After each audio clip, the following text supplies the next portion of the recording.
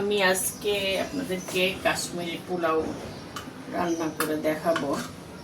আমি একটা বড় ফ্রাই প্যান বসিয়ে নিয়েছি, অল্প করেই বানাবো।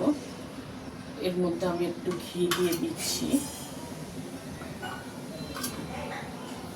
হালকা একটু তেল দিই ঘিয়ের সাথে।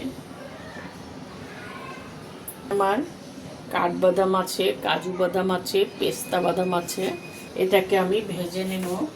সাথে কিশমিশ আছে, আর এখানে আমার পনির, হাতে বানানো পনির, এটাকেও আমি এটার সাথে ভেজে নেব।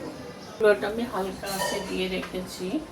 এখন আমি এটা এর মধ্যে দিয়ে একটু ভেজে নেব। এটা আমার ভাজা হয়ে গেছে। এখন আমি এখানে এক মুঠো দুই মুঠো কিশমিশ দিয়ে দিচ্ছি। এটাকে এখন এর সাথে ভেজে নিচ্ছি। কিশমিশটা আগে দিলে পুড়ে যাবে, এর জন্য আমি একটু পরে দিলাম। ফ্রাই প্যানটা অনেক গরম আছে। এখন আমি চুলাটাকে অফ করে দিয়ে এটাকে উঠিয়ে নিচ্ছি, তো পুড়ে যাবে কিশমিশটা। আমি এটা উঠিয়ে নিয়েছি। এখন আমি চুলাটাকে আবার একটু জ্বালিয়ে দিচ্ছি পনিরটাকে ভাজার জন্য।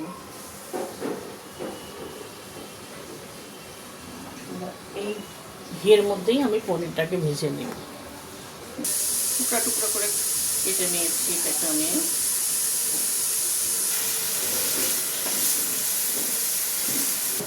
আমি একটু ভেজে নিচ্ছি।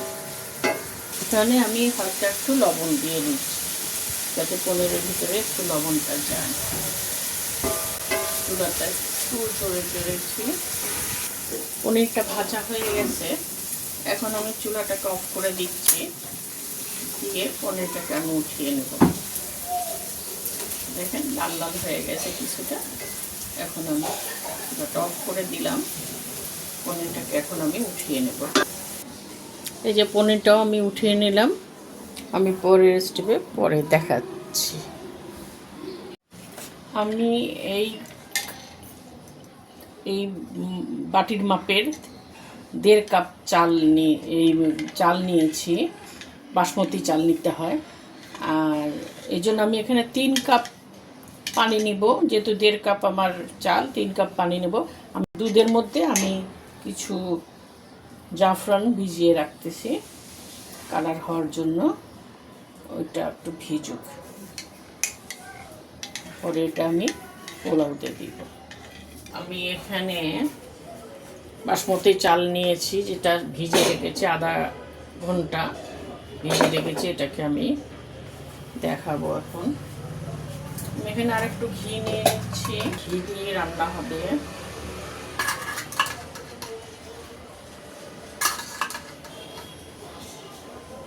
এর সাথে একটু তেল দিতে পারেন, অসুবিধা নেই।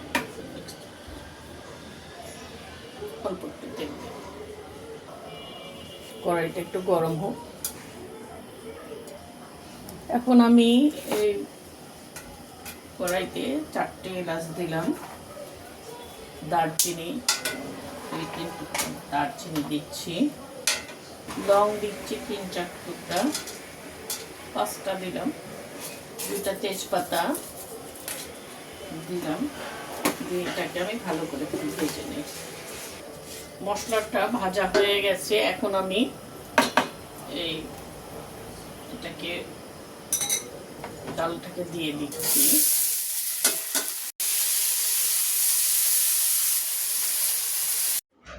আমি এর মধ্যে 1 চামচ আদা গুঁড়া দিয়েছি, এটা স্কিপ হয়ে গেছিল।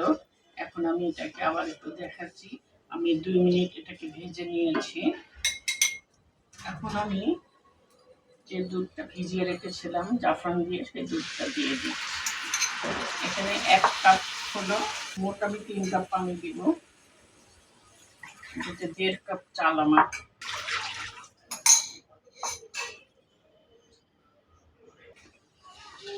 এখন আমি 2 চামচ একটু লবণ দিচ্ছি।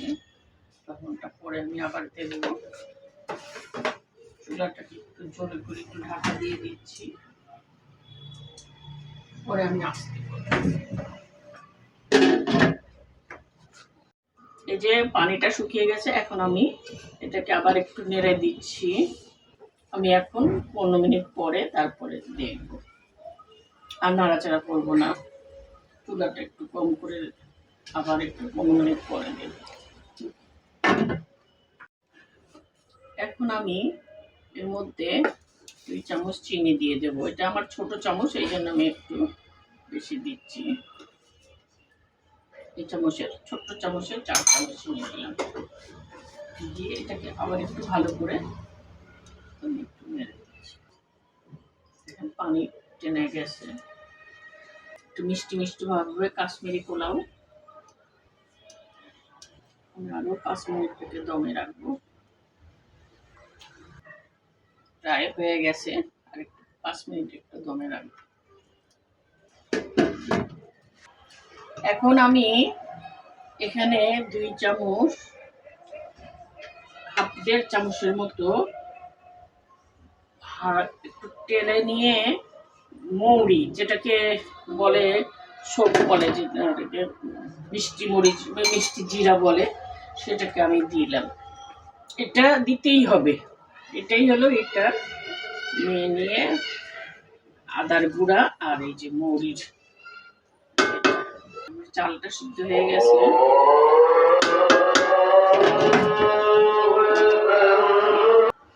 এখন আমি যে কাঠবাদাম, কাজু বাদামটা, পনিরটা ভেজে রেখেছিলাম, এখন আমি সেটা কিশমিশ এগুলি এখন আমি এটার মধ্যে দিয়ে ভালো করে আবার একটু মাখিয়ে নিই।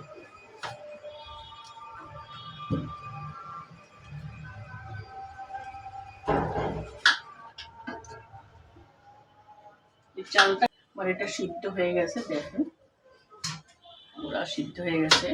এখন আমি এটাকে চুলাটা কম করে দিয়ে রাখবো। এখন এটার মেন আকর্ষণ যেটা, এটা হলো ফ্রুট দিতে হয়। আমি এখানে আপেল কুচি দিচ্ছি,